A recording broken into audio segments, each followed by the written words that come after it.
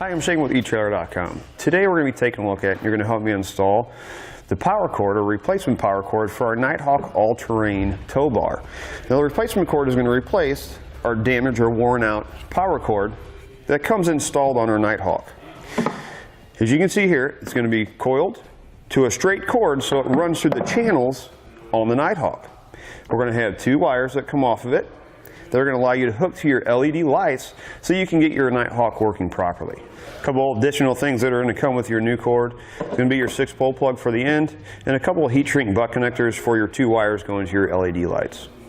To start, we need to remove our old wire. We're going to start with our 6-pole plug on the end. What we're going to do is we're going to take our smaller screwdriver, Phillips screwdriver, we're going to loosen this screw here. And then we're going to loosen this real small screw right up here in the front. Actually, we're not going to loosen that, we're just going to take it all the way out.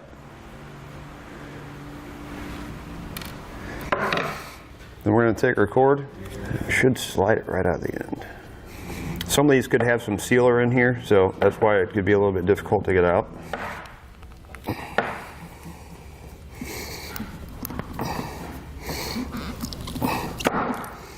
So you can see all the sealer there. So now what we're going to do is we're going to disconnect all the wires off the end of that. You can just use a flathead or Phillips screwdriver. These screws are kind of small, so the Phillips tends to wear those out a little bit if you're going to reuse it. I like to use a flathead myself on it. You see we have little screws. Our wires just go down inside and that screw tightens against it. So once you remove this, go ahead and slide this off. And then right up here, we're going to have a large Phillips screwdriver, or a large Phillips screw on this clamp here. Go ahead and remove that. And then hold on to that because we'll be reinstalling it. And then we're going to slowly work this out from that channel. So we want to get to this heat shrink part. This is going to look the same as our replacement, but what I don't want to do is I don't want to cut my cords off right there. I'm going to go ahead and peel back some of this heat shrink here and see if I can get closer to where it connects up inside.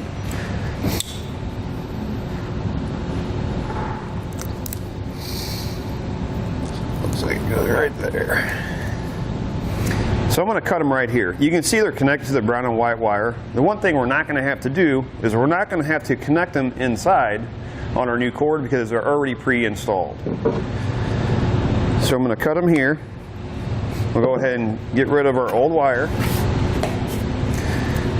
Now what I'm going to do is I'm going to inspect the end of these wires.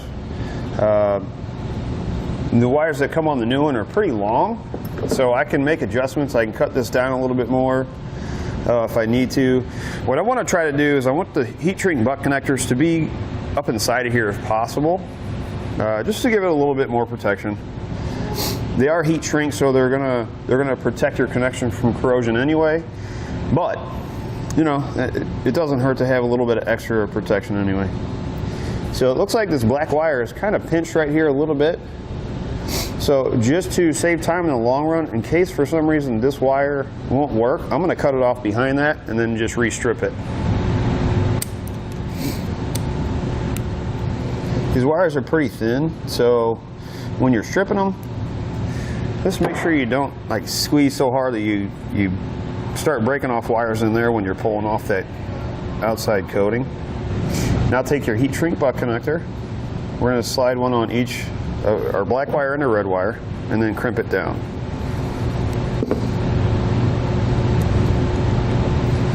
Give it a little tug when you get them on. Make sure they're not loose because you don't want them to slide off.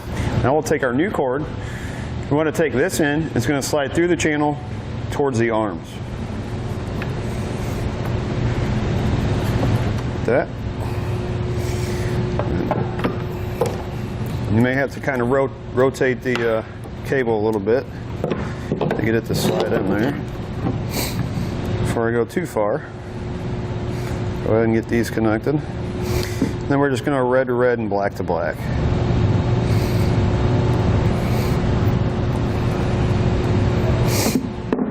Then we'll take our heat source and shrink up our butt connectors. If you don't have a heat gun, you can find them here at etrailer.com.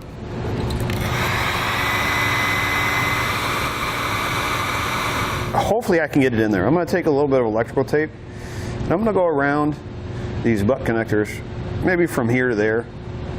Hopefully I can get that inside with this. And again, electrical tape is not necessary. I just I like to have as much protection on my wiring as possible. Because it's a channel and there could potentially be water that gets in there and sits.